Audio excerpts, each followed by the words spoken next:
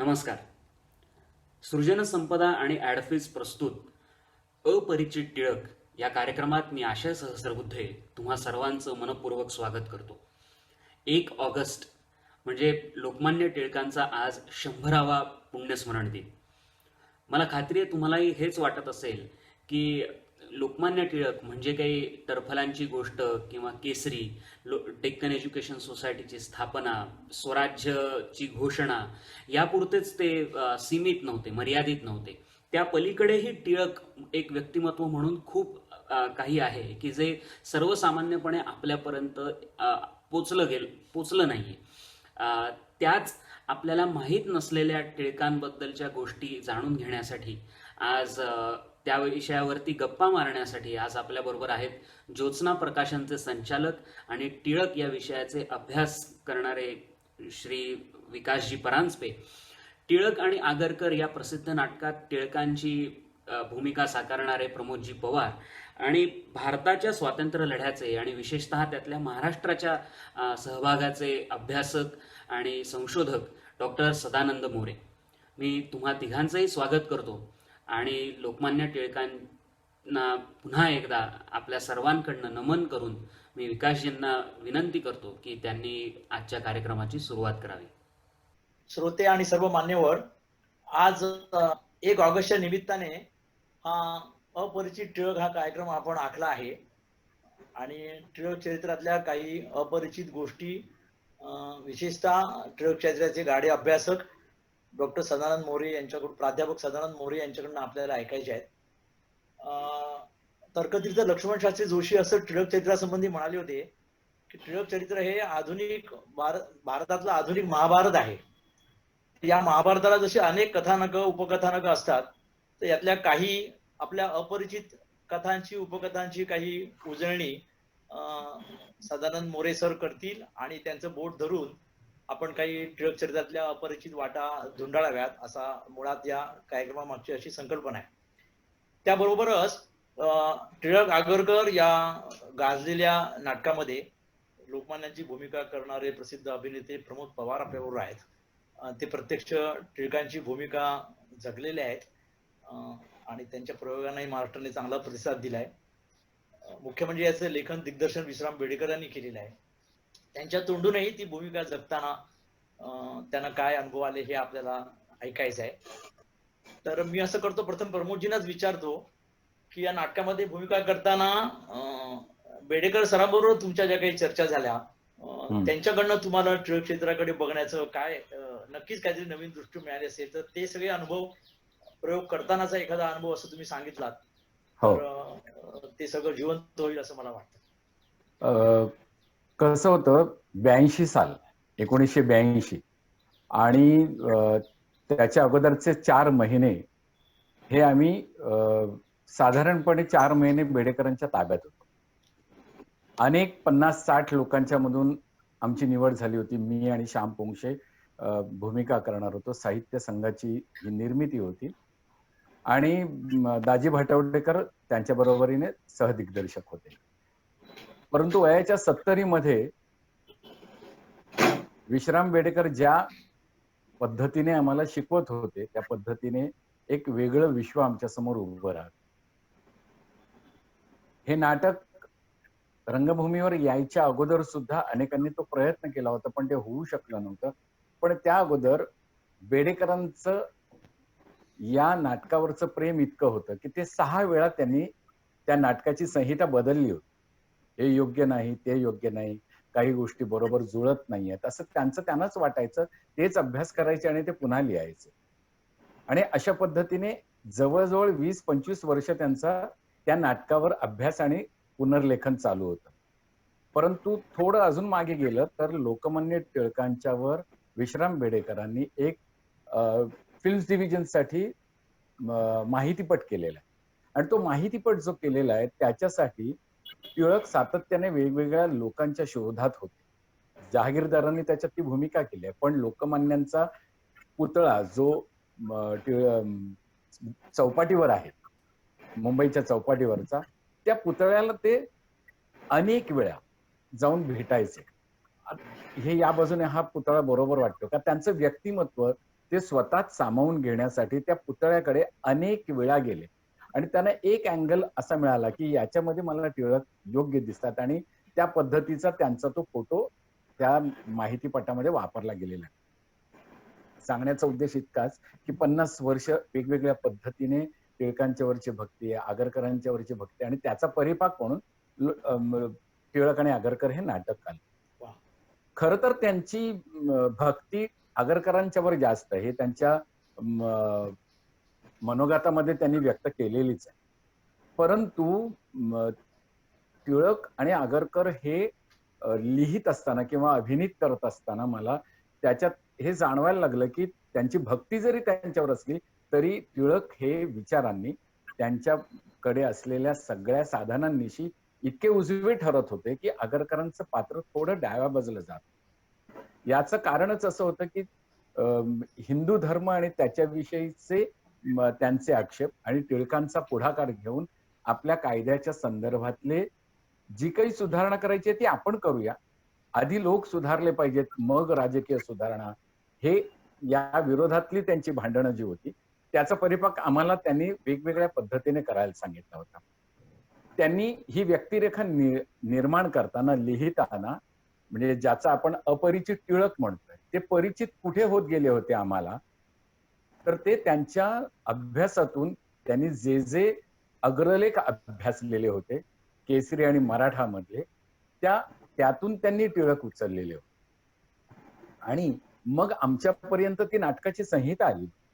परंतु ज्या वेळेला मला नाटकात काम करायचं त्यावेळेला त्या भूमिकेचा अभ्यास करण्यासाठी बेडेकर काकांनी आम्हाला वेगवेगळ्या पद्धतीने मार्गदर्शन केलेलं आणि ते मार्गदर्शन असं होतं की त्यावेळेचं उच्चारण त्यावेळेची भाषा याच्यासाठी वेगळ्या पद्धतीने ते आम्हाला सहकार्य करत होते.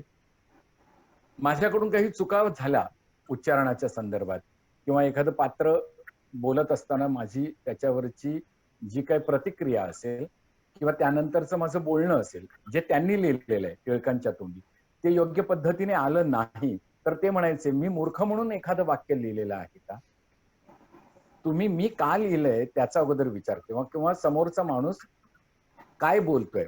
आगरकर एखादं भाषण बोलत असतील तर त्यांचं वाक्य तुम्ही लिहून काढा आणि त्यानंतर टिळक काय म्हणतील हे तुम्ही लिहा, मग मी काय लिहिलंय त्याचा अभ्यास करा आणि मग बोला, तुम्हाला योग्य पद्धतीने बोलता येईल. त्या पद्धतीने एक वेगळी शिकवण आम्हाला तिथे त्याही वेळेला मिळाली.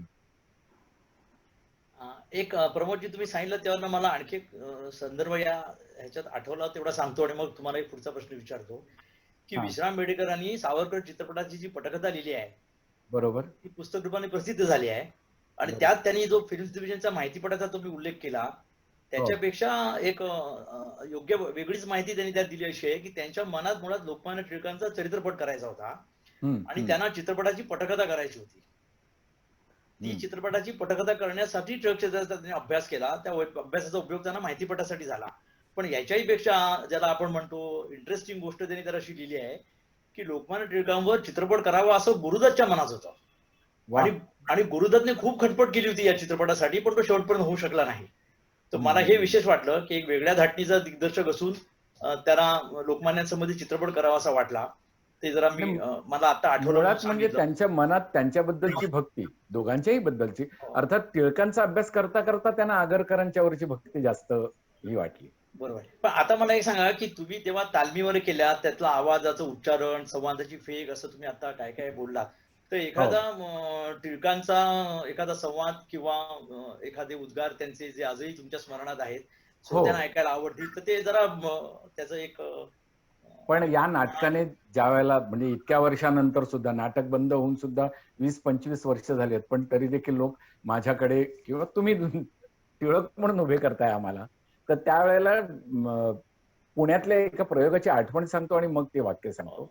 तर पहिला प्रयोग होता पुण्याला टिळक स्मारक मध्येच होता आणि मोरे सर त्या पहिल्या प्रयोगाला पहिल्या रांगेमध्ये कोण कोण असावेत तर पु ल देशपांडे, नागा गोरे, एस.एम. जोशी, जयवंतराव टिळक म्हणजे अशी सगळी दिग्गज मंडळी आणि नुसती तेवढीच नाही तर टिळकांना प्रत्यक्ष पाहिलेले अगणित लोक. नाटक तुडुंब हाऊसफुल होतं आणि कित्येक लोकांनी सांगितलं आम्हाला पहिलं नाटक काही असेल तर ते थोडं उभं राहून का होईना आम्हाला बघू द्या. आणि असं म्हणून जवळजवळ 200 लोक उभं राहून ते सबंध नाटक त्यांनी पाहिलं. पण पहिला अंक संपल्यानंतर किंवा दुसऱ्या अंकाच्या मध्यंतरात ही सगळी मातब्बर मंडळी आम्हाला भेटायला मागे चहापानाला आली होती. त्यावेळेला आम्ही पुलंना अर्थातच नमस्कार करायला वाकलो, श्याम पोंक्षे आणि मी. तर त्यावेळेला त्यांनी मला थांबवलं आणि म्हणाले, नाही, आज तुम्ही वाकायचं नाही. आज तुम्ही प्रत्यक्ष लोकमान्य आणि आगरकर आमच्या समोर उभे केलेले आहेत, ते जिवंत आहेत, आम्हाला त्यांना नमस्कार करायचा आहे असं म्हणून पुलंनी खरंच आम्हाला साक्षात दंडवत घातला होता. आणि त्याची बातमी मात्र त्याच वेळेला दुसऱ्या दिवशी पेपरमधून आली होती. एवढं मोठं भाग्य केवळ या भूमिकेने आम्हाला दिलेलं, या नाटकानं दिलेलं. त्यामुळे विश्राम बेडेकर, लेखक, दिग्दर्शक आणि मुंबई मराठी साहित्य संघ यांचे प्रचंड उपकार या निमित्ताने आमच्यावर झाले. या नाटकामध्ये टिळकांमुळे ज्याचा मी उल्लेख केला मगाशी अग्रलेखांच्या वरून, तर त्या टिळकांचा एक प्रवेश आहे की ज्याच्यामध्ये संमती वयाच्या कायद्याची सभा आयोजित केलेली होती आगरकरांनी, आणि त्याच्यामध्ये टिळकांनी प्रवेश केला. तर त्यावेळेला त्यांचं भांडण झालं. तर ते म्हणाले, तुम्ही शिरलातच कसे? तर ते म्हणाले की त्यांनी एक पळवाट काढलेली होती आणि ती त्यांना वर्तमानपत्रातल्या त्या अग्रलेखामध्ये मिळेल की मी वृत्तपत्राचा संपादक किंवा वृत्तप्रतिनिधी म्हणून त्या सभेला आलो होतो, तुमचा विरोधक किंवा असा आलेलो नव्हतो. ज्यांना संमती वयाचा कायदा मान्य आहे त्यांनी सही करायची आणि आत प्रवेश करायचा, अशी ती अट होती. तर त्यावेळेला ती पळवाट तिथे मिळाली की त्यांचा जो अग्रलेख होता त्याच्यावरून मग पुढचा तो सीन उभा राहू शकला, तो प्रसंग. आणि त्या प्रसंगातले काही संवाद आगरकरांच्या बरोबरचे त्यांचे झालेले जे आहेत ते मी तुम्हाला फक्त म्हणून दाखवतो, काही डोळ्यासमोर आहेत माझ्या. ते भांडण झालं, ती सभा उधळली गेली. ती सभा उधळली गेल्यानंतर आगरकरांना दम्याचा त्रास होता, त्याच्यामुळे त्यांचा जो पुतण्या आहे तो घेऊन येतो त्यांना, आणखीन तो एका बंद खोलीत केळकर मास्तरांच्या घरामध्ये त्यांना लपवतो. त्या लपवल्यानंतर केळकर मास्तरांच्या घरामध्ये टिळक ते दार उघडून येतात, त्यांचं बोलणं होतं आणि ते नंतर म्हणतात की आगरकर त्यांच्यावर आरोप करतात की तुम्ही राजद्रोही आहात. तर त्यावेळेला टिळक संतापतात आणि म्हणतात, आगरकर, तुम्ही आमच्यावर राजद्रोहाचा आरोप करता आहात आणि इंग्रजाला माझ्यावर सोडू पाहता.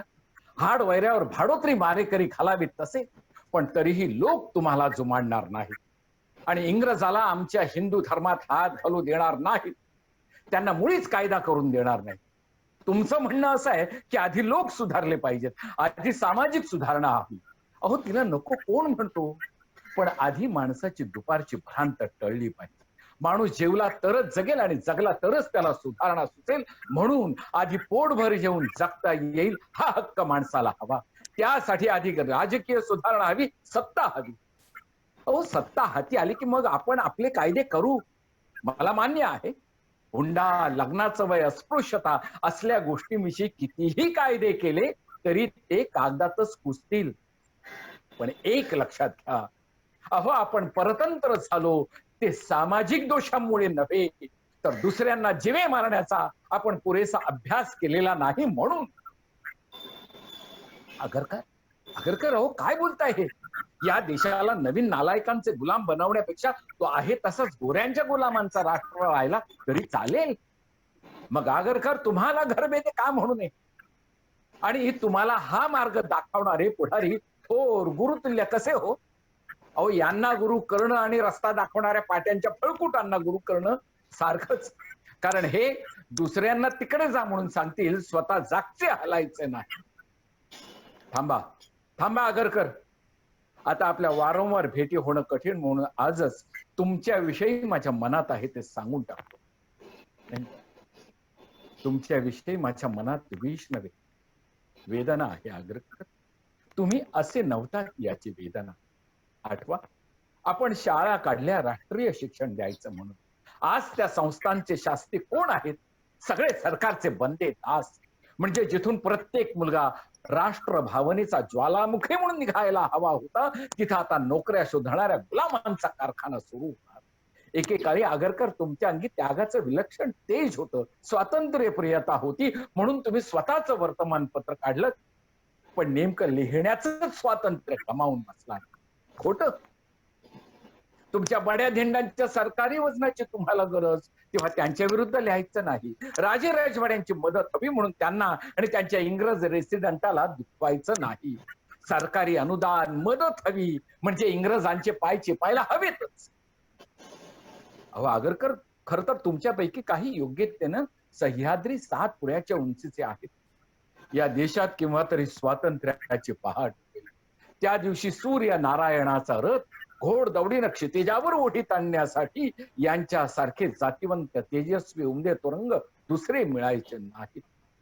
पण इंग्रजाने यांच्या पाठीवर मान माराताबाच्या चुली घातल्या, डोळ्यांना झापडं लावली, तोंडाला लठ्ठ पगाराचे तोबरे दिले आणि ही भोळसट नारायणाच्या रथाऐवजी साहेबांच्या टमटमी घेऊन उलट्या दिशेला पळायला तयार झाले.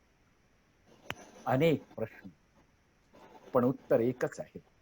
अहो तुमचं एकेकाळचं अलौकिक धैर्य कुठं नाहीच झालं. तुम्ही का भिता, कुणाला भिता? तुमच्या लेखणीला लगाम किती? कुणी लावले इतके लगाम? टिळकांवर सारखं उलटायचं का? का तर त्यामुळे राव बहादूरगण राजी राहतात, इंग्रज खुश होतो. अनेक प्रश्न, पण उत्तर एकच.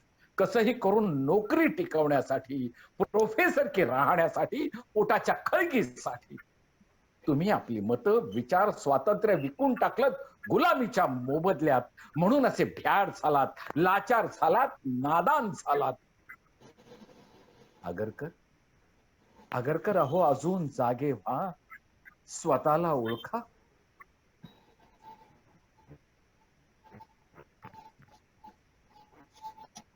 संपलं.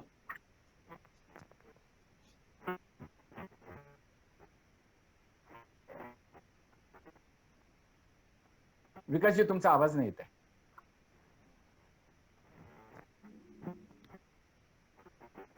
तुमचा आवाज येत. हा बोला विकासजी.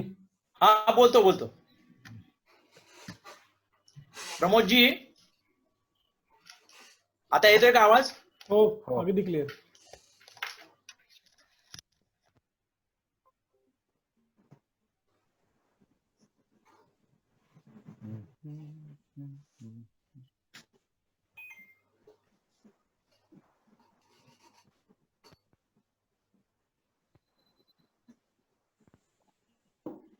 हा, प्रमोदजी, तुम्ही केवळ संवाद फेकीतून जे लोकमान्यांचं व्यक्तिमत्व उभं केलं ते खरोखरच कमाल आहे आणि मी खरंच तुमचे आभार मानतो. आणि आम्ही साक्षात टिळकांना ऐकतोय असं मला भास होत होता. तर मनपूर्वक धन्यवाद.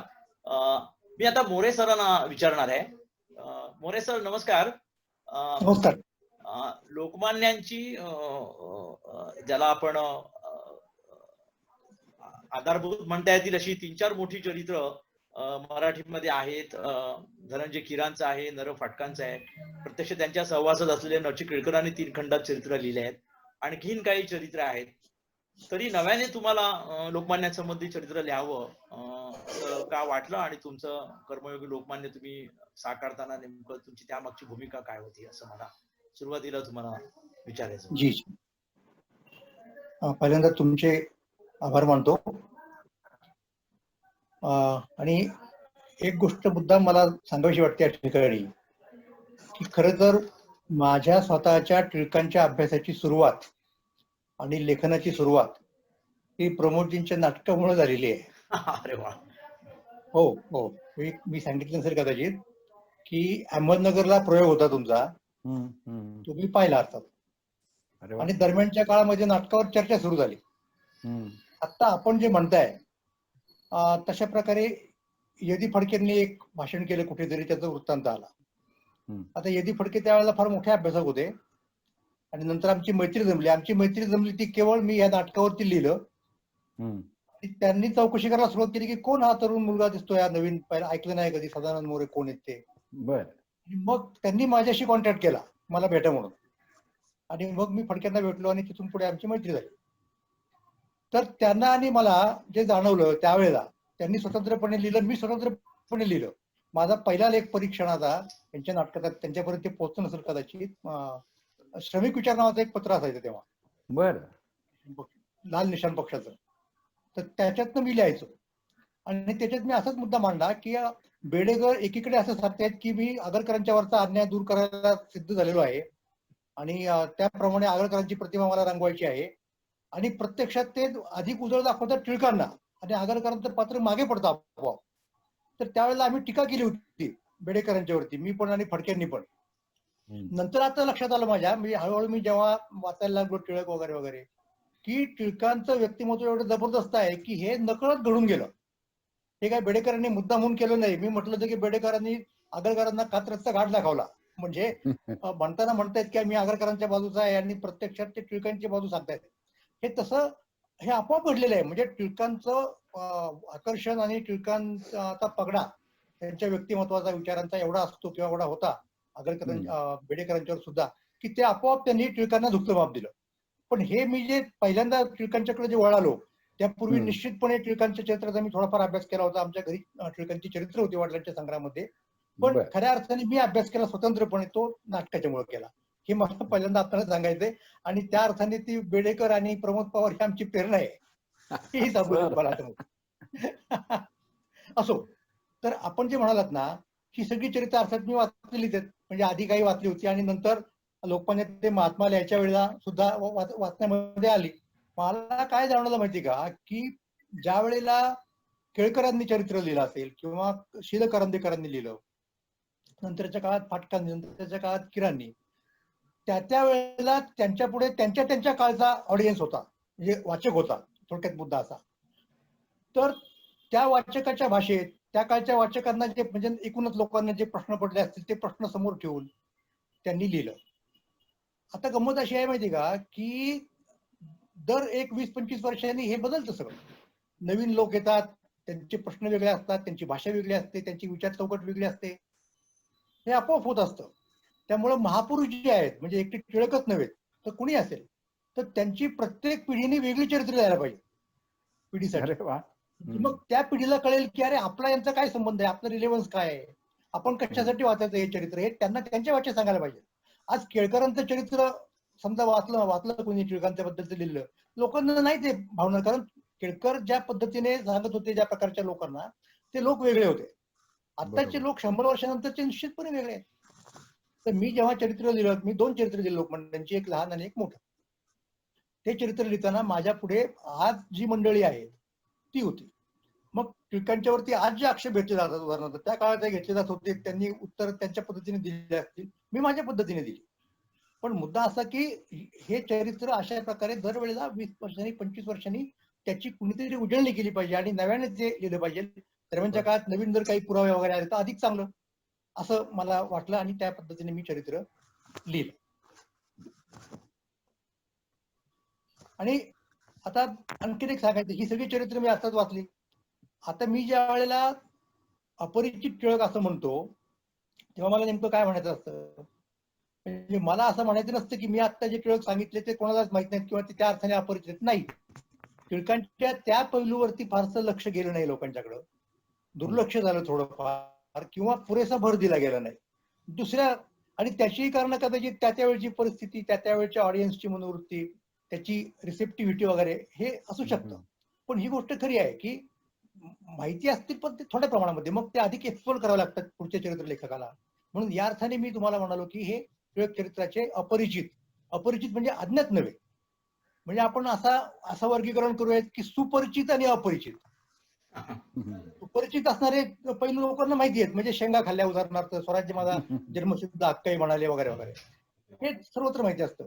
पण अपरिचित म्हणजे त्या मानाने कमी लोकांना माहिती असलेले, किंवा लोकांच्या पुढे फारसे न आलेले आणि ज्यांच्यावरती लक्ष वेधणं, ज्यांच्याकडे लक्ष वेधणं गरजेचं आहे, अशा प्रकारचे पैलू त्या अर्थाने अपरिचित टिळक असं मी म्हणावं.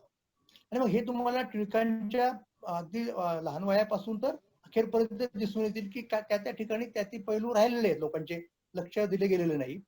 आता दुसरा एक मला मुद्दा सांगायचा की आपण ज्या चरित्रांचा उल्लेख केला त्याच्यामध्ये पहिलं महत्वाचं चरित्र म्हणजे खरं टिळक हयात असताना त्यांचं चरित्र लिहिलं गेलं, कृष्णाजी आबाजी गुरुजी. हा, यांनी पहिलं टिळक चरित्र दिलं ते 1978 मध्ये दिलं खरं तर शेवटी. त्याच्यानंतर पुढे आपाजी विष्णू कुलकर्णी एक होते, त्यांनी लोकमान्य टिळक यांची गेली 8 वर्ष असं एक पुस्तक लिहिलं. म्हणजे मधल्या काळात ते लोकमान्यांच्याकडे लेखनिक म्हणून काम करत होते केसरीमध्ये, तर त्यांना जे लोकमान्यांचे अनुभव आले ते त्यांनी लिहिले. म्हणजे ते जवळजवळ टिळक चरित्रच आहे, 8 वर्षांचं टिळक चरित्र आहे असं म्हणता येईल. मग काही थोडी आली असतील लहान मोठी, पण नंतर मग केळकरांचं. आणि केळकरांच्याकडनं लोकांच्या खूप अपेक्षा होत्या, म्हणजे टिळकांचे इतके निकटवर्ती, त्यांचे पट्टशिष्य मानले जाणारे, नंतर त्यांची गादी केसरी चालवलेली, म्हणून त्यांनी 3 खंडामध्ये चरित्र दिलं. पण लोकांच्या अपेक्षेला ते उतरलं नाही, एवढं मात्र तुम्हाला या ठिकाणी मला सांगावं लागेल. आता गंमत काय झाली, केळकर जेव्हा टिळक चरित्र लिहित होते त्याच वेळेला सदाशिव विष्णू बापट हे आधी आणखीन एक टिळकांचे भक्त, त्यांनी टिळकांच्या आठवणी गोळा करायचं काम सुरू केलं. आणि केळकरांच्या समोरच त्यांनी टिळकांच्या 3 खंडातल्या आठवणी प्रकाशित केल्या. त्या फार महत्वाच्या आहेत, लक्षात घ्या. त्या दुर्मिळ आहेत. आणि ते आमचे मित्र परममित्र प्रकाशनाचे जोशी ते काढतायत त्याची आवृत्ती, फार चांगलं होईल ते लोकांच्या पुढे आल्यानंतर. पण मुद्दा माझा वेगळा आहे की त्या आठवणींचा उपयोग केळकरांना करता नाही आला, आणि त्या महत्वाच्या आहेत. जे टिळक चरित्रामधल्या ज्या छोट्या छोट्या जागा आहेत त्या कशा भरून काढायच्या वगैरे वगैरे. नंतरच्या काळात थोड्याफार प्रमाणात नरफाटकांनी त्यांचा उपयोग केला, त्या ग्रंथांचा वगैरे, त्या आठवणींचा. आणि अशा पद्धतीने जितका करायला पाहिजे तितका त्यांच्याकडून झाला नाही. तेव्हा अपरिचित पैलू पाहिजे असतील तर तुम्हाला त्या आठवणी टिळकांच्या निश्चितपणे पाहायला पाहिजेत. आणि मला असं वाटतं की मी चरित्र लिहिलं किंवा त्याच्या आधी लोकांनी ते महात्मा लिहिलं, तेव्हा मात्र या बापटांच्या आठवणींचा पुरेसा मी उपयोग करून घेतलेला आहे. तेव्हा अशा पद्धतीने अपरिचित टिळक या विषयाकडे आपण येतो असं मी आपल्याला म्हणेन.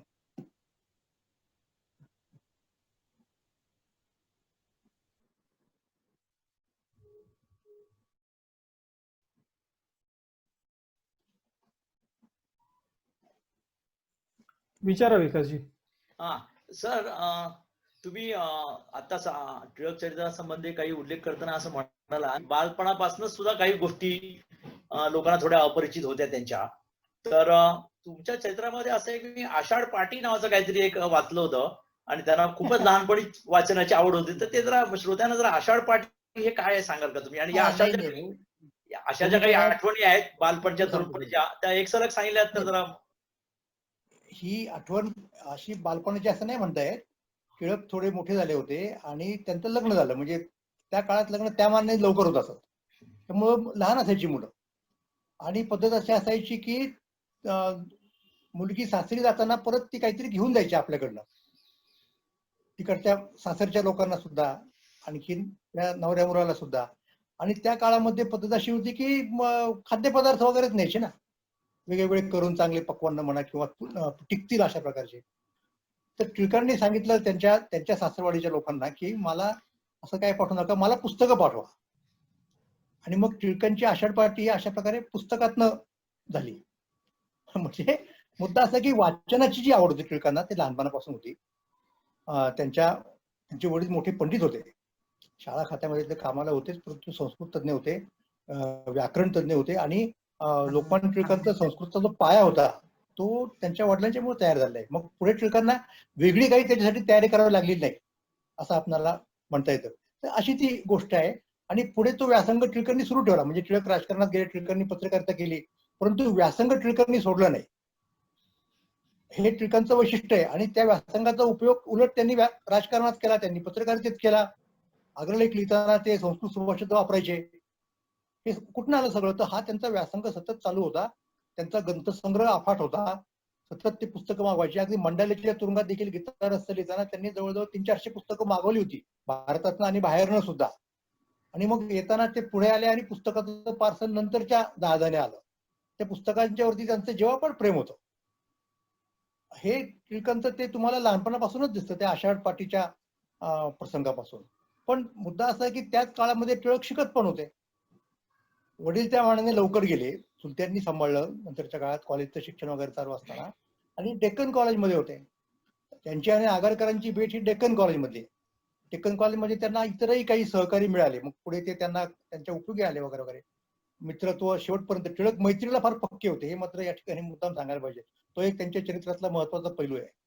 तर डेक्कन कॉलेजमध्ये टिळक जेव्हा होते ना, तेव्हा त्यांच्या सहाध्यायांनी त्यांच्या आठवणी सांगितलेल्या आहेत आणि त्या आख्यायिकामध्ये वगैरे प्रसिद्ध आहेत त्या बापटांच्या पुस्तकात, मग मी जे म्हणाल होते. तर त्यातली एक तुम्हाला सांगतो, मला वाटतं ती कदाचित केळकरांनी सुद्धा घेतली असेल. ती हकीकत अशी आहे की सगळे त्या डेक्कन कॉलेजच्या हॉस्टेलमध्ये होते राहायला आणि वरच्या मजल्यावरती होते. तर त्यावेळेला मित्रांची काही गप्पांची मैफल भरली असताना असं कोणतरी म्हणालं की ऐन वेळेला समजा आता काही संकट आलं, याच वेळेला अचानकपणे कोणीतरी काही पण वाटेवर चोर आला किंवा काही जीव घेणं संकट आलं, तर तुम्ही काय करणार? तर मग एकेकांनी उत्तर दिलं की मी त्या कॉलेजच्या रेक्टरला बोलवीन, कोणी म्हटलं आणखीन काय करीन, कोणी म्हटलं आणखीन काय करीन. तर ज्यावेळेला टिळकांची पाळी आली, लोक म्हणले बळवंतराव तुम्ही काय करणार? तर टिळकांनी सरळ धोत्राचा काचा मारला आणि त्या दुसऱ्या मजल्यावरून खाली उडी मारली सरळ. आणि मग ते वरती आले तिथून आणि सांगितलं की चर्चा काय करायची, हेच करायचं असतं अशा वेळेला, दुसरं काय करणार आपण. तर हा जो त्यांचा धाडसी स्वभाव, त्यांना लोक मिस्टर डेव्हिल म्हणायचे. त्यांचा जो धाडसी स्वभाव होता आणि मग ते वेगवेगळ्या ठिकाणी तो व्यक्त व्हायचा. त्याच काळात त्यांना पोहायची आवड निर्माण झाली. ते खूप खूप लांब जाऊन चालत चालत जायचे मित्र, गप्पा मारायचे, चर्चा करायची. त्या चर्चेचंही वर्णन त्यावेळेच्या लोकांनी केलेलं आहे की आगरकर आणि टिळक यांचा जो पुढचा संवाद आहे, जो प्रमोदजींच्या नाटकामध्ये बेडेकरांनी आणला, त्याची मुळं टिळक आणि आगरकर यांच्या त्या डेक्कन कॉलेज मधल्या चर्चेमध्ये तुम्हाला सापडतील. म्हणजे आता टिळक ज्या वेळेला असं म्हणतायत ना की आगरकर तुम्ही पूर्वी तसे नव्हता, अगदी हेच म्हणणं आगरकरांचं आहे. आगरकर सांगतात सगळ्या लोकांना की टिळक हे तर खरं आमचे आहेत, त्यांचा दृष्टिकोन आमच्यासारखाच आहे, पण शिंग मोडून वासरात गेलेल्या गायीसारखं टिळकांचं आहे. कारण मग आता उलटा आरोप ते आगरकर करतात. हे जसं म्हणतायत की तुम्ही आणि तुमची मंडळी सगळी राजाश्रयाच्या मागे लागली, अनुदानाच्या मागे लागली. हे म्हणतायत आगरकर की अहो तुम्ही लोकांना नाही करता, तुम्ही सर्वसामान्य लोकांच्या भावनांच्या मागे जातात, खरं तर तुमची ती वृत्ती नाही. असा दोघांचा एकमेकांच्यावरती एकच प्रकारचा आरोप आहे. हे सुद्धा लोकांना सांगितलं पाहिजे की ते एकमेकांना कसं परस्यू करत होते. आणि म्हणून तर टिळक एकदा असं म्हणाले होते, आगरकर गेल्यानंतर कुठल्या तरी आगरकरांच्या पुण्यतिथीच्या निमित्ताने, की आगरकरांचं चरित्र माझ्या इतकं दुसरा कोणी चांगलं लिहू शकणार नाही. अरे वा. आता माहित नाही त्यांनी करत लिहिलं असतं की नसतं, पण याच्यामध्ये खरं तथ्य आहे. ती त्यांची इतकी जवळीक होती एकेकाळी माहिती का, की अगदी आगरकरांच्या स्वभावातला पैलू आणि पैलू टिळकांना माहिती होता आणि टिळकांच्या स्वभावातला पैलू आणि पैलू आगरकरांना माहिती होता. ही वस्तुस्थिती आहे. याला म्हणू शकतो आपण की अपरिचित टिळक आहे, की त्या आगरकरांच्या इतक्या जवळचे आहेत. आणि टिळकांनी वारंवार सांगितलेलं आहे की आगरकर हे स्वातंत्र्यप्रेमीच होते. आणि बेडेकरांनी ते सांगितले, त्यांच्या प्रस्तावनेत उल्लेख आहे की मी ज्या वेळेला आगरकरांचं हे वाक्य ऐकलं, वाचलं म्हणजे त्यांच्या एखाद्या आग्रलेखात, तेव्हा मला धक्का वाचला. खरं धक्का वाचण्याचं काही नाही त्याच्यामध्ये. स्वातंत्र्यप्रियता ही सुद्धा हे सुद्धा आगरकरांचं वैशिष्ट्य होतं. आणि आपला जो समाज आहे तो धर्माचा गुलाम आहे, पुरोहितशाहीचा गुलाम आहे, त्याला विचार करण्याचं स्वातंत्र्य नाही. हे जेव्हा आगरकरांच्या लक्षात आलं तेव्हा त्यांनी ठरवलं की आता याच्यावरती भर देऊया. म्हणजे दोघांचाही लढा. आपण असं म्हणतो की ही सामाजिक सुधारणा आणि राजकीय सुधारणा, मी तसं नाही म्हणणार. एकाला परकीय सत्तेपासून मुक्त करायचं होतं इथल्या लोकांना, आपल्या लोकांना, आणि दुसऱ्याला म्हणजे आगरकरांना वैचारिक स्वातंत्र्य लोकांना मिळून द्यायचं होतं. आणि ही जी धार्मिक गुलामगिरी आहे, वैचारिक गुलामगिरी आहे, वैचारिक दास्य आहे, त्याच्यापासून मुक्त करायचं होतं. म्हणजे दोघांचाही लढा एक प्रकारे स्वातंत्र्याचाच लढा होता असं मी म्हणू शकेन. विकासजी. सर, याच्यावर मला म्हणजे असं नेहमीच म्हटलं जातं की सुधारणेला प्राधान्य न देता लोकमान्यांनी राजकीय चळवळीला प्राधान्य दिलं, आणि ते खरंच आहे. पण त्यांच्या व्यक्तिगत आयुष्यात त्यांनी ते सामाजिक सुधारणाच्या बाबतीत त्यांचं वागणं, व्यक्तिगत वागणं हे कसं होतं? म्हणजे त्यांची जाहीर भूमिका ही अर्थात त्याच्या मागे एक विशिष्ट राजकीय हेतू होता, काही उद्देश होता, पण व्यक्तिगत आयुष्यात त्यांचं, आणि या संदर्भात प्रमोदजींना पण काही संवाद जर आठवला टिळक आगरकर नाटकातला, तर आपल्याला तोही आवडेल ऐकायला. नाही, टिळकांचं व्यक्तिमत्व आहे ना, ते फार तसं गुंतागुंतीचं आहे. म्हणजे कसं की आता तुम्ही ज्या वेळेला बहुजन समाजाचं प्रतिनिधित्व करता, आता बहुजन समाज हा शब्द टिळकांनी वापरलेला आहे, तुम्हाला मुद्दाम सांगायचंय मला. आणि टिळकांचे जे विरोधक होते म्हणजे मवाळ, नेमस्त राजकारणी, भांडारकर, आगरकर, रानडे, परांजपे वगैरे, ते टिळकांचा उल्लेख करताना नेहमी त्यांना तेल्या तांबोळ्यांचा पुढारी असं म्हणायचे. म्हणजे काय प्रकार आहे तेल्या तांबोळ्यांचे पुढारी? तर ते तेल्या तांबोळ्यांसारख्या सर्वसामान्य खालच्या स्तरातल्या लोकांच्यात, म्हणजे त्या वेळेच्या पॉइंट ऑफ व्ह्यूने त्यांनी ते लिहिलं. हा जो यांचा वर्ग होता, नेमस्तंत्र वर्ग तो असा इलिट म्हणतो आपण ज्याला, उच्चभ्रू लोक, की जे उच्च शिक्षित आहेत, जे सरकारी नोकऱ्यांमध्ये आहेत, ज्यांना राव बहादूर, रावसाहेब अशा प्रकारच्या पदव्या मिळालेल्या आहेत आणि ज्यांचा वावर आहे सगळ्या इंग्रज अधिकाऱ्यांच्या मध्ये, उठबस आहे आणि ज्यांचं राजकारण त्यामुळे दिवाणखान्यामध्ये चालतं आणि दिवाणखान्यात बसून सरकारला अर्ज विनंत्या करायच्या, अशी ज्यांची पद्धत आहे त्यांचं राजकारण हे साहजिकपणे वरच्या वर्गापुरतच मर्यादित होतं. लोकांच्या लक्षात काय आलं की सरकार हे काही एवढं सोपं नाहीये, त्याच्यावरती एका महिन्याच्या पलीकडे विश्वास टाकता येत नाही. शेवटी त्यांना आपलं राज्य टिकवायचंय, म्हणून ह्या ज्या मागण्या आहेत त्या सर्वसामान्य माणसांच्याकडनं आल्या पाहिजे, तिथपर्यंत राजकारण गेलं पाहिजे. म्हणून त्यांनी राजकारण दिवाणखान्याच्या बाहेर काढलं आणि रस्त्यावर असं म्हटलं तरी त्याच्यात काही वावगं नाही. मग आता हे लोक कोणते असत आहेत तर तिरी तांबोळी हा बहुजन समाजाचा एक प्रातिनिधिक शब्द आहे, सामाजिक शब्द आहे, म्हणजे सगळे लोक समजायचे अशा प्रकारचे. आणि त्यांची गाराणी ही लोकमान्यांनी सरकारच्या पुढे मांडली, त्यांच्या हक्कांची त्यांना जाणीव करून दिली, हे जास्त महत्वाचं आहे. म्हणजे शेतकऱ्यांची चळवळ आपण ज्या अलीकडच्या काळामध्ये म्हणत असतो, निमित्त मधल्या काळामध्ये शरद जोशी वगैरे लोकांनी खूप लावून धरली, आताही लोक शेतकऱ्यांच्या प्रश्नांची मांडणी करतायत. पण जेव्हा दुष्काळ पडला होता त्या दुष्काळाच्या काळामध्ये लोकमान्य टिळकांनी दुष्काळी परिस्थितीमध्ये सरकारने काय तुम्हाला द्यायचं कबूल केलेलं असतं कायद्यामध्ये, हे कुठं माहिती असतं लोकांना. अधिकारी वर्ग ते कधीच माहिती होऊ देत नाही. मग अशा वेळेला लोकमान्य टिळकांनी काय केलं माहिती का, की त्यांनी एजंट नेमले सार्वजनिक सेवेच्या माध्यमातून, की त्यांनी गावोगावी जायचं आणि त्या शेतकऱ्यांना त्यांच्या हक्कांची जाणीव करून द्यायची. केसरीमध्ये एक वाचून दाखवायची. इतकंच नव्हे तर ते फॅमिन कोड जे होतं त्या दुष्काळातल्या काळातला कायदा, त्याच्या लाखो प्रती टिळकांनी काढल्या आणि त्या महाराष्ट्रभर वाटल्या या सगळ्या लोकांच्या मार्फत. या लोकांनी जागृती केली त्या त्या ठिकाणी जाऊन. तर हे शेतकऱ्यांच्या मधली जागृती ती टिळकांची आहे. टिळकांच्या मागे हे जे सामान्य मंडळी उभी राहिली, सर्वसामान्य मंडळी, ती बाकीच्या लोकांच्या मागे राहिली नसती. याचं कारण आहे की हे पोहोचले तिथपर्यंत आणि वेगवेगळ्या माध्यमातून पोहोचले, म्हणजे वर्तमानपत्राचं एक माध्यम, व्याख्यानांचं एक माध्यम, हे सगळं आपल्याला सांगायला पाहिजे की हे टिळक लोकांना पुरेशी माहिती नाहीये. नाही पण म्हणजे आजकाल टीव्ही आहे किंवा वर्तमानपत्र आहेत आणि ती सहज पोचतायत किंवा इंटरनेट सारखं माध्यम आहे, पण त्यावेळेला टिळकांनी स्वतः सगळे छापून ते सर्वांपर्यंत हो हो पोहोचवलं. हो, माणसं पाठवली. आणि आता तुम्हाला सांगतो की त्या काळात वर्तमानपत्र विकत घ्यावीत आणि वाचावीत अशी लोकांची स्थिती नव्हती, विशेषतः शेतकऱ्यांची, ग्रामीण भागातल्या लोकांची. शिक्षणाचं प्रमाण नव्हतं. गावात एखाद्या दुसऱ्याच केसरी जायचा, परंतु व्हायचं काय माहितीये का, की गावामध्ये तो मग शिकलेला मनुष्य असेल, बहुतेक तो ब्राह्मणच असायचा. मग तो पारावरती म्हणा, चावडीवरती म्हणा, ते वाचून दाखवायचं केसरी मधला आणि लोक ऐकायचे ते, बाकीचे लोक. म्हणजे केसरीचा वाचक जेवढा होता, प्रत्यक्ष वाचणारा, त्यांच्यापेक्षा फार जास्त लोकांच्याकडे केसरी पोहोचायचा या माध्यमातून. हे आपण समजून घेतलं पाहिजे.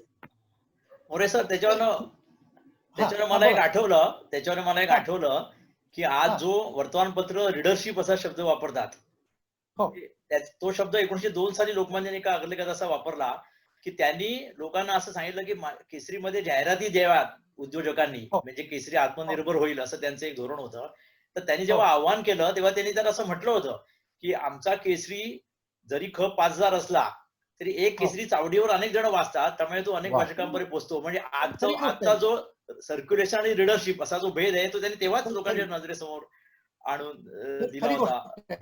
आणि हे जे शेतकऱ्यांचं तुम्ही म्हटलं, हा बोला. हा नाही नाही, याच्या संबंधात एक सांगतो किस्सा तुम्हाला याच्यामध्ये. बोला. काय झालं की लोकमान्य टिळक सुटले मंडालेमधनं आणि त्यांनी असं ठरवलं की आपण काँग्रेसमध्ये जायचं, कारण त्यांना 1907च्या अधिवेशनात सुरतेमध्ये आखलून दिलं होतं टिळकांनी टिळकांच्या सगळ्या अनुयायांना, सहकाऱ्यांना. तर परत प्रवेश मिळवायचा त्यांनी ठरवलं. आता ठरवलं म्हटल्यानंतर झाली सुरू मागणी, त्याला विरोध करायला लागले काही लोक, काही आतून काही बाहेरून. मग फिरोजशाह मेहता, गोखले आणि मग ज्ञानप्रकाश असेल त्यावेळेला गोखल्यांच्या पक्षाचं, म्हणजे नेमस्तंत्र पुण्यामध्ये. मग ज्ञानप्रकाश आणि केसरी यांच्यात जुगलबंदी सुरू झाली आणि त्याच्यामध्ये टिळकांनी यथेच्छ समाचार घेतला ज्ञानप्रकाशकारांचा, म्हणजे गोखल्यांचाच खरं सांगायचं म्हणजे, आणि गोखल्यांच्या पक्षाचा. त्यावेळेला गांधीजी पुण्यामध्ये होते. तर गांधीजींनी हे पाहिलं, इकडं असं आलं छापून, तिकडं तसं गेलं. तर ते टिळकांना जाऊन भेटले आणि म्हणाले टिळकांना की तुम्ही फार कडक शब्दामध्ये लिहिलं बरं का. तर टिळक म्हणाले त्यांनी काही कमी कडक शब्दात लिहिलं का, म्हणून टिळकांनी ज्ञानप्रकाशचे अंक गांधींकडे टाकले. तर गांधीजींनी ते वाचले आणि गांधीजी त्याच्यावरती काय म्हणाले माहिती का, अहो पण ज्ञानप्रकाशचा खप किती, तुमचा खप किती हे बघा. म्हणजे गांधींना हे माहिती होतं की ज्ञानप्रकाशचा खप फार कमी आहे आणि केसरीचा जास्त आहे. त्याच्यावर टिळकांनी मार्मिक उत्तर दिलं. ते म्हटले म्हणून तर त्यांनी 3 लेख लिहिल्यावरती आम्ही 1 लिहितो. म्हणजे त्यांच्या प्रत्येक लेखावरती लिहित नाही आम्ही, कारण त्यांनाही माहिती होतं की आपला खप पुष्कळ आहे, त्याच्यामुळे दरवेळेला दखल घ्यायची गरज नाही, पण दखल तर घेतली पाहिजे. हे असं टिळकांच्या आपण म्हणतात त्या लिडरशिपच तसं होतं बघा. हे या निमित्ताने मला सांगायचं. आपण काहीतरी केतकरांत म्हणत होता प्रकाशजी. विकासजी.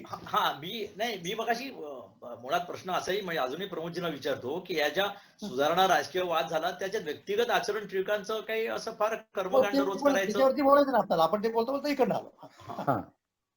तर म्हणजे ते जर प्रमोदजींना आमच्या एखादं आठवत वाट्याला जे असेल. आलं, हो हा. आमच्या वाट्याला जे आलं होतं नाटकामध्ये, तर हं. त्याच्यामध्ये कर्मकांड करणं वगैरे हा त्यांचा विशेष भाग नव्हताच.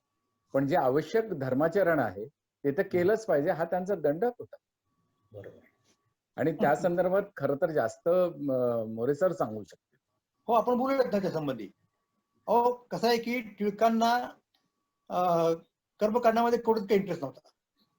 ते कर्म आणि कर्मकांड यात फरक करायचे. बरोबर. ते म्हणायचे की मी जे काम करतो देशसेवेचं तीच माझी स्नान संध्या आहे, याच्यापेक्षा वेगळं करायची मला गरज नाही. म्हणजे मीमांसकांचं कर्मकांड वेगळं आणि कर्मयोगाचं कर्म वेगळं, हे लक्षात घ्या. बरोबर. हा फरक आहे. बाकीचे पारंपरिक लोक जे असतात त्यामुळे टिळकांनी तिकडे फारसं लक्ष दिलं नाही, त्याची फारशी तमाम लागली नाही आणि सगळा वेळ आपल्याला जेवढा देता येईल तेवढा हा सगळा देशसेवेला, स्वातंत्र्याच्या लढ्यासाठी खर्च केला, ही वस्तुस्थिती आहे. पण आता आपण जे म्हणतोय ना त्याचं एक वेगळं इम्प्लिकेशन आहे. म्हणजे कोणतं की आता हे जे हाच मुद्दा घेऊन पुढे जाऊन आपण की त्या नाटकामध्ये कशाचा मुद्दा चर्चेला गेला आहे की संमती वयाचा कायदा. हे मुलीच्या लग्नाचं वय किती असलं पाहिजे हा तो वाद होता. आणि आगरकरांचं जे म्हणणं होतं की ते इतकं असलं पण जास्त असलं पाहिजे, म्हणजे किमान 14 असलं पाहिजे. हे टिळकांना मान्य होतं व्यक्तिशः. फक्त टिळकांचं म्हणणं काय होतं की त्याची जर आपण चळवळ केली तर आपलं या स्वातंत्र्याच्या चळवळीकडचं लक्ष उडेल. हे जे कर्मठ लोक आहेत ते येणार नाहीत त्या चळवळीकडे, कारण शेवटी त्यांना त्यांचा धर्म महत्वाचा वाटतो आणि त्यांना सोडून चळवळ पण करता येत नाही, असा तो त्या काळचा डायलेमा होता, लक्षात घ्या. तिढा होता. मग काही बाबतीमध्ये आपण आपल्या तत्वांना काही मृड घालण्याची गरज आहे. म्हणजे याला लोकसंग्रह म्हणतात टिळक, जे नंतर गीतार असतात त्यांनी स्पष्टपणे मांडलं. मग काय करायचं की ते म्हणले आधी आपण स्वातंत्र्य मिळू आणि मग लोकमत तोपर्यंत वळेल किंवा नाही वळेल तर कायदा करू शकू आपण. तेव्हा आता कायदा करण्याची आणि त्यासाठी ब्रिटिश सरकारकडून कायदा करून घ्यायची. कारण काय माहिती का, ब्रिटिश सरकारकडनं आपण जेवढे जास्त कायदे करून घेऊ तेवढी ब्रिटिशांची सत्ता अधिक दृढमूळ होईल. बरोबर. त्याच्या पाठीमागचं एक लॉजिक आहे, हे लक्षात घ्या. आपण काय म्हणतोय की आम्ही स्वतंत्र आहोत, आम्ही स्वायत्त आहोत, म्हणजे आमचं भवितव्य आम्ही घडवणार. असं जर असेल तर मग त्यांना तुमच्या नेहमीच्या बाकीच्या वागण्यात त्यांनाच कशासाठी हस्तक्षेप करून द्यायचा, असं टिळकांचं म्हणणं आहे. म्हणजे त्यांची भूमिका ही स्वातंत्र्य लढ्याला पूरक होती, स्वातंत्र्य जाणीवेला पूरक होती, हे महत्वाचं आहे. पण मग त्याचा अर्थ सुधारणामध्ये ते सुधारणा चुकीच्याच नाही, त्या सुधारणा कालानुरूप होत्या, त्या झाल्याच पाहिजे, ते टिळकांचं म्हणणं होतं. त्यामुळे टिळक एक बाजूला संमती वयाच्या कायद्याला विरोध करत होते, परंतु स्वतःवरती जेव्हा घरात ती वेळ येते तेव्हा त्यांनी आपल्या मुलींना शिकवलं, शाळेत घातलं आणि त्यांची लग्न उशिरा करून दिली. म्हणजे आता याला तुम्हाला टिळकांचा दुटप्पी व्यवहार म्हणता येईल तर म्हणू शकता, म्हणजे उलट्या अर्थाने. ती व्यक्तिगत आयुष्यात त्यांनी आता गमत बघा, हे सुधारक मंडळी आहेत ना, ती सुधारणा बोलायची, सुधारण्याच्या बाजूने बोलायची, पण प्रत्यक्षात खाजगी वर्तनामध्ये ती सुधारणा नसायची, उलट करायची. टिळक दिसतात तुम्हाला की सुधारणांना विरोध करतात, परंतु प्रत्यक्षात त्यांचं आचरण सुधारण्याचं आहे. अशी ती गंमत आहे. म्हणजे ही यातली विसंगती जी आहे ना ती त्या काळातल्या परिस्थितीचा अपरिहार्य परिपाक आहे, हे आपण समजून घेतलं पाहिजे. आपण काय करतो की फक्त ही मूल्य आम्ही स्वीकारलेली आहेत ना, मग त्या मूल्यांची फुटपट्टी घ्यायची आणि त्या लोकांचा मोजमाप करायचं, असं नाहीये. काळ ही एक फार मोठी फुटपट्टी आहे. कुठल्या काळात कुठल्या लोकांच्यासाठी कुठल्या परिस्थितीत ते सगळं चालू होतं हे समजून घेतलं पाहिजे. आपण कुठलं तरी एखादं दुसरं वाक्य काढायचं याच्यामधलं, तिसरी मधलं किंवा कुठलं तरी, आणि त्याच्यावरून निष्कर्ष काढायचा काहीतरी, हे सुधारण्याच्या विरोधात मध्ये होतं वगैरे, हे बरोबर नाहीये. हे समजत नाही लोकांना. त्याचं पाठीमागचं लॉजिक जे आहे ते डायलेक्टिक्स, डायनामिक जे आहे समाजाचं, राजकारणाचं, ते समजून घेतलं पाहिजे. एक थोडासा सर मागे जाऊन मला थोडासा एक प्रश्न विचारायचा होता. म्हणजे काळानुसार आपण चाललो आहे, पण हे जे शेतकऱ्यांसंबंधीची त्यांची जागरूकता आणि दुष्काळ आणि फॅमिन ऍक्ट त्यांनी तुम्ही त्या सांगितलं. संबंधी आणखी सांगायचं मला तुम्हाला. हा बोला ना. हा आणखी सांगतो की बहुतेक 1895 साली ते जे अधिवेशन भरलं की नाही काँग्रेसचं पुण्यामध्ये, काँग्रेस. हो. हा त्यावेळेला ज्योतिराव फुले यांची अनुयायी कृष्णाजी पांडुरंग भालेकर आणि सहकारी अर्थात यांनी काँग्रेस पक्ष, म्हणजे पक्ष नाही म्हणत त्या काळामध्ये, काँग्रेस ही ऑर्गनायझेशन शेतकऱ्यांच्या प्रश्नाकडे लक्ष देत नाही हे दाखवण्यासाठी त्या अधिवेशनाच्या आवारामध्ये, प्रवेशद्वारामध्ये शेतकऱ्याचा एक पुतळा उभा केला, अर्धनग्न शेतकऱ्याचा, आणि विचारलं की याला तुमच्यात काय स्थान आहे. आणि नव्हती चर्चा होत शेतकऱ्यांच्या प्रश्नाची. त्याच्यामुळे सामान्य माणसाला काँग्रेसबद्दल कशी आपुलकी वाटणार. त्यांची चर्चा कशाची असायची की भारतामधल्या तरुणांना IAS होण्यासाठी इंग्लंडला जायची गरज नाही, त्या परीक्षा भारतात घ्या, त्यांच्या वयाची इयत्ता वाढवा. आता या सुधारणा कोणाच्या आहेत, याचा फायदा कोणाला मिळणार, शेतकऱ्यांच्यापर्यंत पोहोचत नाही काँग्रेस. मूठभर सुशिक्षितांना मिळणार. टिळक हे असे होते की टिळकांनी केसरीमध्ये या विषयावरती अग्रलेख लिहिला आणि सांगितलं की काँग्रेसने या शेतकऱ्यांच्या प्रश्नाची दखल घेण्याची गरज आहे, हे टिळक सांगतायत, लक्षात घ्या. आणि शेतीच्या प्रश्नासंबंधी टिळकांनी खूप लिहिलेलं आहे. म्हणजे भारतामध्ये, महाराष्ट्रामध्ये साखर उद्योग झाला पाहिजे हे टिळकांनी लिहिलेलं आहे. साखरेचे कारखाने निघाले पाहिजे, मॉरिशस मध्ये निघतात ते भारतात का होऊ नये, त्यासाठी शेतकऱ्यांना मदत केली पाहिजे ऊसाचं पीक घ्यायला, हे टिळक सांगता येतं आपल्याला, लक्षात घ्या. त्यामुळे त्या सगळ्या प्रश्नांकडे टिळकांचं लक्ष होतं. टिळकांचं अर्थशास्त्र हे अतिशय चांगलं होतं आणि हे प्रश्न बरेचसे आर्थिक प्रश्न आहेत ते त्यांना माहिती होते. पण पुढे जेव्हा टिळकांना शिक्षा झाली, त्याच्या आधी अनेक वेळेला त्यांनी गिरणी कामगारांच्या प्रश्नामध्ये लक्ष घालून त्याच्यावर लेखनही केलं होतं. आणि तुम्ही आपण त्यांचा जो प्रवास आहे, तेला तांबोळी शेतकरी, तिथपासून शहरी भागामध्ये गिरणी कामगार त्यांचे खूप अनुयायी होते. आणि 1908 साली जेव्हा त्यांना शिक्षा झाली, तेव्हा जो गिरणी कामगारांनी अभूतपूर्व बंद पुकारला, त्याची दखल प्रत्यक्ष लेनिनने घेतली आहे. त्यासंबंधी जरा तुम्ही थोडं सांगा, कारण ते फार महत्वाचं आहे. हो, 2 गोष्टी सांगतो या संदर्भामध्ये. पहिली गोष्ट अशी आहे की ज्यांना तुम्ही गिरणी कामगार म्हणता, मुंबईतले गिरणी कामगार, ते मुंबईत कुठनं टपकले, ते सगळे खेडेगावातले लोक आहेत ना, कोकणामधनं असतील किंवा महाराष्ट्रातल्या वेगवेगळ्या ठिकाणावरून आलेले असतील, पण ते मुळात शेतकरी आहेत. अजूनही तीच परिस्थिती आहे. त्यांची पाळमुळं शेतीमध्ये आहे. त्यांच्या ते वैयक्तिक इथे आले, पण त्यांचे वडील, त्यांचे भाऊ तिकडे गावाकडे आहेत आणि त्यांना माहिती आहे त्यामुळे टिळक काय करतात सामान्य लोकांच्यासाठी, हे पोहोचले त्यांच्यापर्यंत. त्यामुळं 1908 मध्ये जो प्रकार झाला तो सरकारला सुद्धा अनपेक्षित होता. 6 दिवस म्हणजे प्रतिकात्मक पुण्यात आपण 6 दिवस हाताळ पाडला, कुणी न सांगता. त्यावेळेला गिरणी कामगारांचा एकमुखी कुणीही नेता नव्हता, हे आपण लक्षात घेतलं पाहिजे, समजून घेतलं पाहिजे. उत्स्फूर्तपणे हरताळ पाडला आणि इतकी परिस्थिती निर्माण झाली, त्याला आपण लॉ अँड ऑर्डर म्हणतो. शेवटी सरकारला लष्कर बोलावं लागलं मुंबईमध्ये. हे टिळकांच्या लोकप्रियतेचं गमक आहे. ते लोकमान्य ही पदवी काय कुणीतरी ठराविक लोकांनी त्यांना दिली अशातला मुद्दा नाही, ते खरोखर लोकमान्य होते.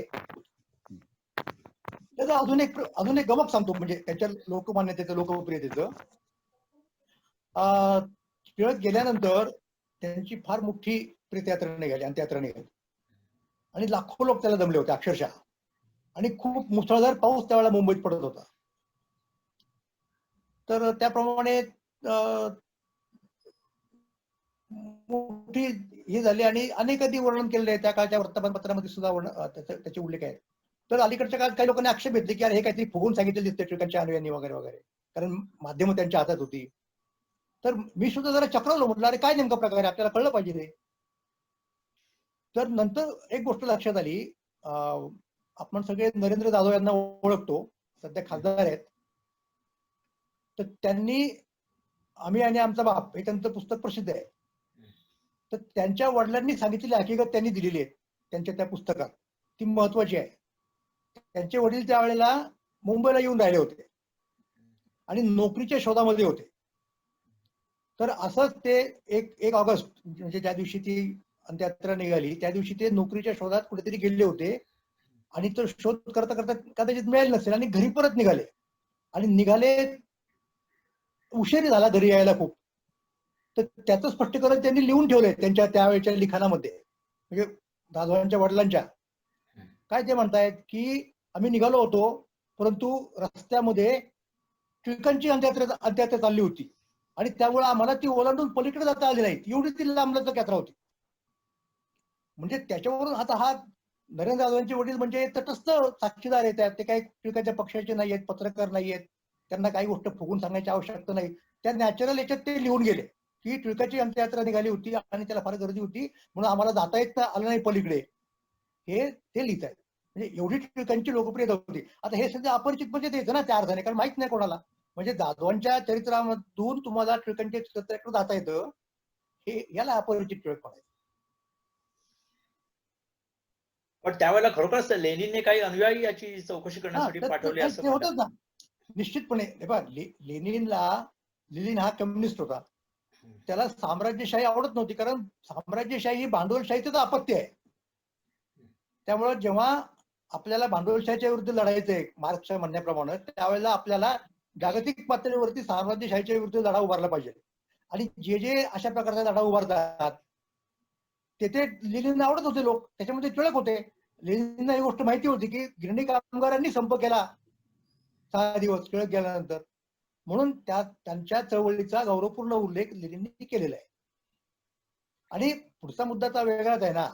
महाराष्ट्रामध्ये आणि भारतामध्ये म्हटलं तरी चालेल की ज्यांनी कम्युनिस्ट पक्षाची आणि मार्क्सवादी चळवळीची मुहूर्तमेढ रोवली ते म्हणजे कॉम्रेड श्रीपाद अमृत डांगे.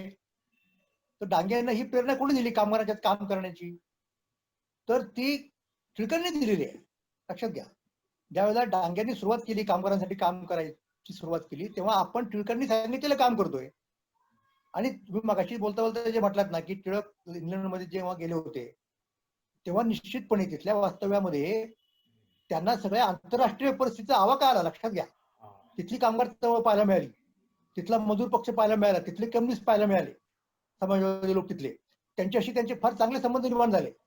त्यांच्या पक्षाला टिळकांनी देणगी दिली स्वतः. म्हणजे हे आपल्याला मदत करतील आज ना उद्या जर वेळ आली तर, याची त्यांना जाणीव होती. आणि त्यातनं कामगार प्रश्न त्यांना अधिक चांगला समजला. आणि नंतर भारतामध्ये ट्रेड युनियन काँग्रेस स्थापन झाली, तिचं अध्यक्षपद टिळकांनी स्वीकारावं असं चाललं होतं आणि ते त्यांनी मान्य केलं होतं. खरं तर ते दिवाण चमनलाल नावाचे कामगार नेते होते त्या काळामध्ये, ते टिळकांना भेटायला आले होते. शेवटच्या काळापर्यंत ते तिथे होते मुंबईमध्ये, त्यांच्याशी बोलत, किंवा त्यांच्याबरोबर फिरायला गेले टिळक चौपाटीत वगैरे. आणि त्यामुळं त्यांना पुढे सर्दी झाली, ताप आला वगैरे असं म्हटलं जातं. तर त्या दिवाणांनी ठरवलं होतं चमनलालनी की यांना याचं अध्यक्ष केलं पाहिजे कामगार चळवळीचं. तेव्हा कामगार चळवळ ही टिळकांच्या प्रेरणेतून महाराष्ट्रातली निर्माण झालेली आहे या पद्धतीची. आणि दुसरी झाली होती फुल्यांच्या प्रेरणेतनं आपल्या लोखंड्यांनी, पण ती पुढे नीट चालली नाही, लक्षात घ्या. पुढे सगळे लोक कामगार हे कम्युनिस्टांच्याकडे वळाले आणि मग पुढे सगळ्याच पक्षांनी आपल्या कामगार संघटना काढल्या. तो पुढचा इतिहास आहे.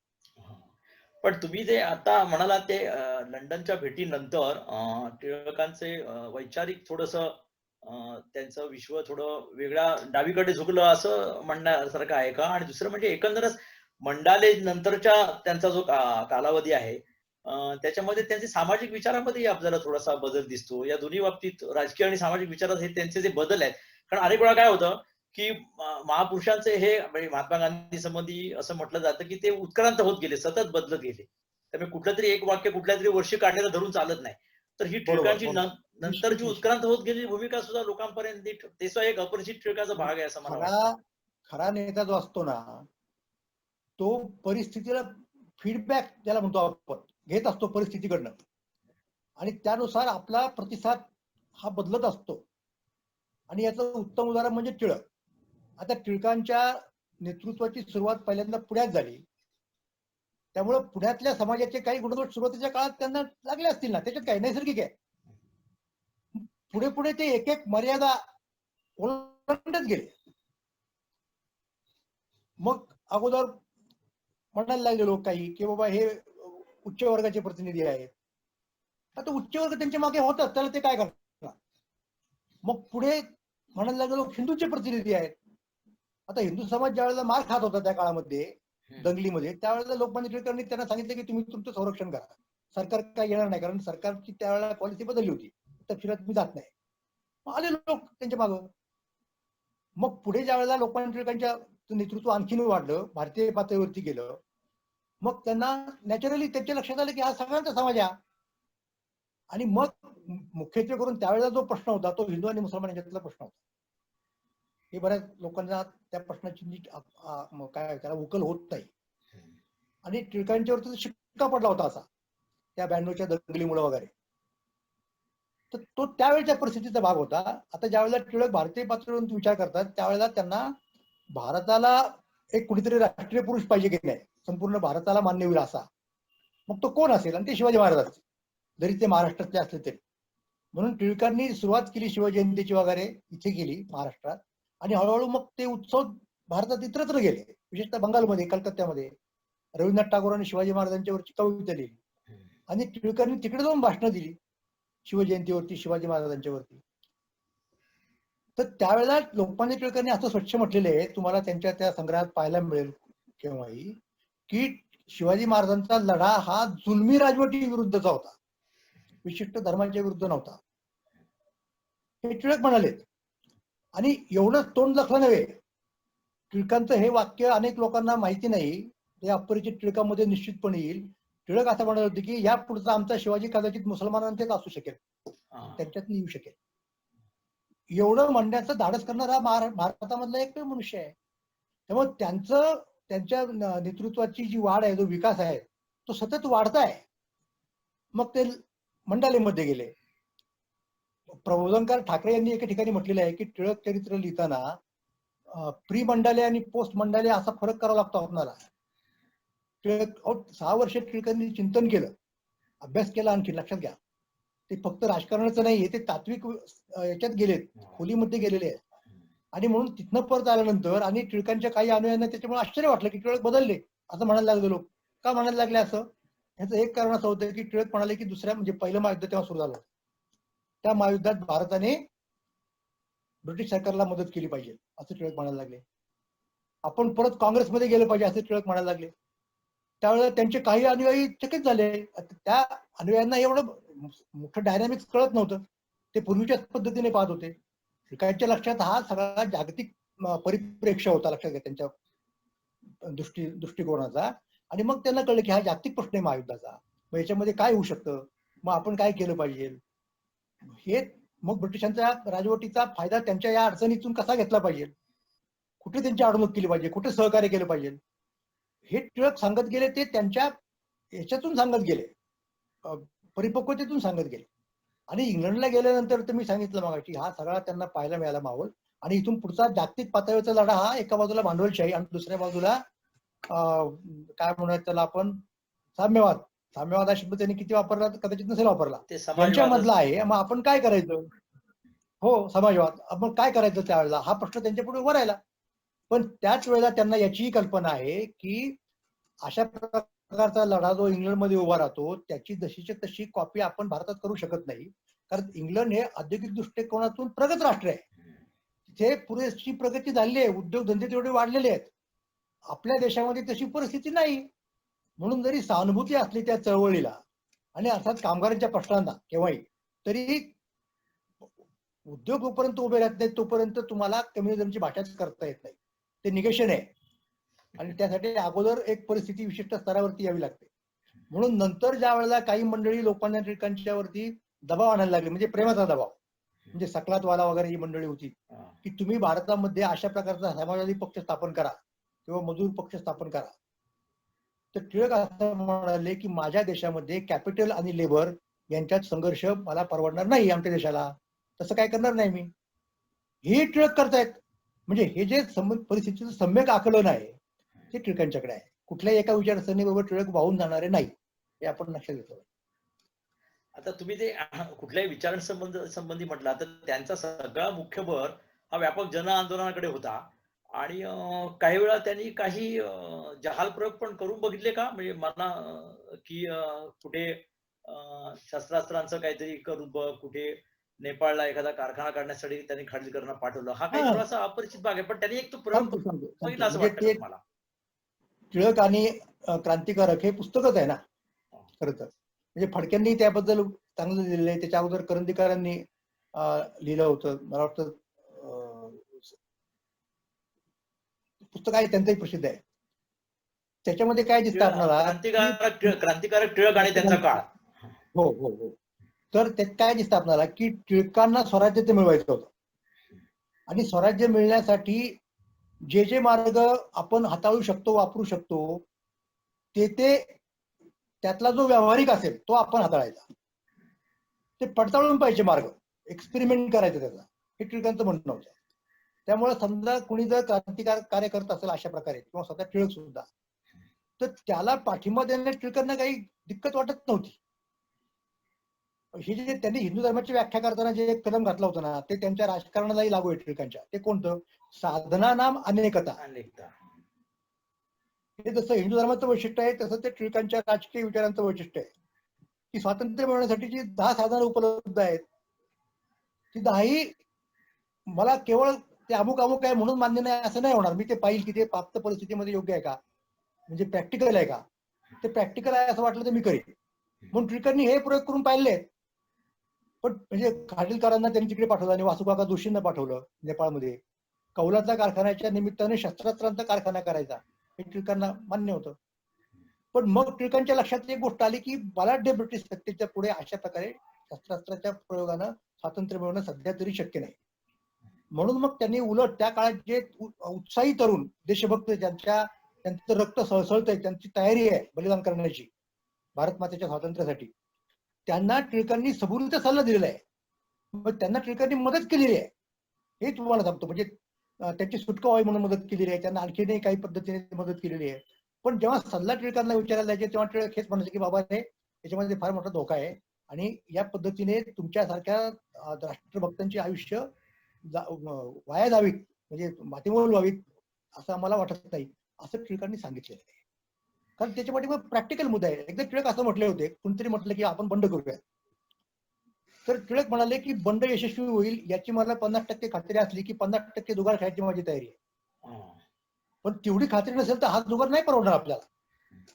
हे टिळक प्रॅक्टिकल होते, हे लक्षात घ्या. ते त्यांचं जे सल्ला देण्याचं तुम्ही म्हणाल तेव्हा मला आठवलं की तो व्यवहार्य सल्ला. आता हे क्रांतिकारकांचं झालं. अतिशय वेगळं एक तरुण, ते तुम्ही जास्त विस्ताराने सांगा, की सी.डी. देशमुख आयसीएस झाल्यावर त्यांच्याकडे गेले की मी या चळवळीत येऊ का, तर त्यांनी अतिशय वेगळ्या प्रकारचा सल्ला त्यांना दिला. तो जरा तुम्ही सांगा. तुम्हाला मी आणखीन गंमत सांगेन की विठ्ठलरामजी शिंदे यांचं अस्पृश्यता निवारणाचं काम सगळ्यांना माहिती आहे आणि त्यात सामाजिक पुरोगामित्वाबरोबर त्यांच्याकडे राजकीय पुरोगामित्व पण होतं. त्यामुळे टिळकांनी जो स्वराज्याचा लढा चालवलेला आहे त्याला त्यांचा पाठिंबा होता. म्हणून काही काळ त्यांनी टिळकांबरोबर सहकार्य केलं. विशेषतः बहुजन समाजाचं आणि मराठ्यांचं सहकार्य मिळावं या स्वराज्याच्या चळवळीला, यासाठी त्यांनी खूप प्रयत्न केले. तर एकदा झालं असं की त्यांना एकदा असं वाटलं की अरे हेच काम जास्त महत्वाचं आहे आणि आपण आता हे पुष्कळ केलं आपण काम अस्पृश्यता निवारणाचं, आपण स्वराज्याच्या कामाला वाहून घेऊ, असं एकदा मोह म्हणा किंवा काही म्हणा शिंद्यांना झाला. आणि शिंदे टिळकांच्याकडे सल्ला विचारायला गेले की हो हे जे माझं आत्ताचं कार्य आहे त्याच्याऐवजी मी तुमच्या बरोबर येऊन पूर्ण वेळ काम करू काय. तर टिळक म्हणाले की नाही. ते म्हणाले की शिंदे तुम्ही हे जे काम करताय ते फार महत्वाचं आहे आणि ते चालू राहू द्या. म्हणजे सगळ्या आघाड्यांच्या वरती आपण पुढे असलं पाहिजे. जी माणसं जात आहेत पुढे त्यांना आपण प्रोत्साहन दिलं पाहिजे, त्यांना मागे खेचता कामा नये. फक्त आता आपल्याला ते जमणार आहे का तिथं तो मुद्दा येतो. म्हणजे आणि त्या टिळकांच्या वरती आक्षेप जे नेहमी घेण्यात येतात की उदाहरणार्थ त्यांनी लोणावळ्याच्या त्या अस्पृश्यता निवारण परिषदेमध्ये मोठं भाषण केलं. जो देव अस्पृश्यता मानतो त्याला मी देवच मानणार नाही असं म्हणाले आणि मग नंतर त्या प्रतिज्ञापत्रकावरती सही नाही केली. आणि मग त्याच्याबद्दल टिळकांच्यावरती अजूनही लोक आक्षेप घेतात, चर्चा करतात. त्यातली भूमिका त्यांनीच सांगितलेली आहे की मी एखादं काम जेव्हा प्रतिज्ञा करतो आपण तेव्हा आपण पूर्ण वेळ पूर्ण ताकदीनिशी तिच्यात जावं लागतं. ती काही गंमत नसते केवळ. मी आज माझी सगळी शक्ती स्वातंत्र्याच्या चळवळीला वापरायची ठरवलेली आहे. मला त्याच्यात कुठल्याही प्रकारचा व्यत्यय नको. नुसत्या सपोर्टने काही होणार नाही म्हणून मी सही करायचं नाकारलं त्याचे. म्हणजे सुरुवातीच्या काळात ते तयारी झाले होते. त्यांच्या अनुयायांनी त्यांना समजून सांगितलं की आपल्या कार्याला कसं घातक आहे वगैरे वगैरे. कारण मग त्यामुळे टिळकांचे बरेचसे अनुयायी त्यांच्यापासून दुरावले असते, हे लक्षात घ्या. टिळकांची अडचण ही होती मगाशी जो मुद्दा आला आगरकरांच्या संदर्भामध्ये की सामाजिक चळवळीला जर ते पूर्ण पाठिंबा देते तर त्यांचं राजकारण पुढे येणारा जो एक वर्ग होता तो दुर्दैवाने सामाजिक दृष्टिकोनातून प्रत्येकावी होता आणि त्यांना काही टिळकांनी प्रत्येकावी बनवलेलं नव्हतं. तो जर दुरावला असता तर टिळकांना त्यांचं राजकारण एवढ्या पुढे नेता नसतं आलं, हे लक्षात घ्या. म्हणून त्याला राखण्यासाठी टिळकांना हे तरतुदी करणं भाग पडलं. मी परत सांगितलं की ते प्रॅक्टिकल होते. लोकसंग्रह हा जो मुद्दा होता तो त्यांच्यामध्ये होता आणि राजकारणी माणसाला तो करावा लागतो. तो लोकसंग्रह तुम्ही जो म्हणला त्याच्यावर तुम्हीच एकदा म्हणालात की भारतातले पहिले खऱ्या अर्थाने राष्ट्रीय स्वरूपाचे नेते म्हणजे ज्यांना संपूर्ण भारत देशामध्ये अनुयायी लाभले आहेत हे लोकमान्य टिळक, आणि महाराष्ट्राचं भाग्य असं की महाराष्ट्राने हा पहिला स्वरूपाचा असा नेता दिला. मला वाटतं तुम्ही मगाशी जे मुसलमान बांधवांसंबंधी म्हटलं तर मला माहिती नाही, तुम्ही खात्रीपूर्वक सांगा की नंतर लाहोर कराची इथे त्यांची एवढी लोकप्रियता होती की त्या भागामध्ये टिळकानं प्रवेशबंदी केली होती जायला. म्हणजे आज जो भाग पाकिस्तानामध्ये आहे त्या भागातही ते प्रचंड लोकप्रिय होते. त्यांना भगवान टिळक म्हणत आणि इंग्रजांनी त्यांना बंदी घातली होती तिथे जायला. हे त्या काळचे मुसलमानांचे जे मुख्य पुढारी होते ना, त्याच्यात अली बंधू म्हणजे शौकत अली आणि मोहम्मद अली, नंतर मौलाना हजरत मोहानी, नंतर स्वतः बायस्तो जिना, हे सगळे लोक टिळकांचे चाहते होते.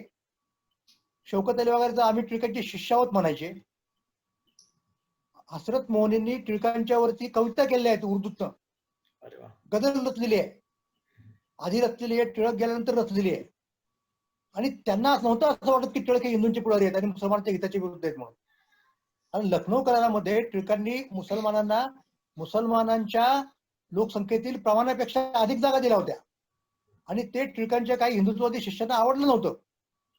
त्यांनी तिथेच आपला हे व्यक्त केला होता, रोष व्यक्त केला होता, पण टिळकांनी त्यांना गप्प केलं. हे टिळकांच्या याच्यामधलं आहे ना, इकडे नेमकं दुर्लक्ष केलं जातं आणि टिळकांच्या वरती कुठला तरी एक शिक्का मारला जातो. ही वस्तुस्थिती आहे. त्यामुळे टिळक हे भारताचे होते. टिळक कुठल्याही जातीचे, धर्माचे किंवा असे होते अशातला भाग नाही. प्रत्येकाने आपापला धर्म पाळला पाहिजे एवढं ते म्हणायचे आणि त्याच्यात काही गैर असं मला वाटत नाही असं म्हणण्यामध्ये. प्रमोदजी, तुम्हाला काय या निमित्ताने आठवत आहे का? काही विचार असं वाटतंय का? नाही, कारण आज मी फक्त जे खऱ्या अर्थाने निरूपण असं म्हणूया आपण, जे चालू आहे सरांचं ते ऐकतोय. कारण काही गोष्टी वाचलेल्या असतात त्या स्थापित होतात मनामध्ये. तर मी सरांचं व्याख्यान ऐकतोय, लेक्चर ऐकतोय. पण तुम्ही निरूपण शब्द खूप चांगला वापरला. मला वाटतं सर कीर्तन करायचे, सर कीर्तन करायचे. हो, म्हणूनच. आणि पण त्यांनी चांगलं प्रासादिकता आहे त्यांच्याकडे, प्रासादिक आहे. हो सर, मला ते ऐकत राहावं असं वाटतंय.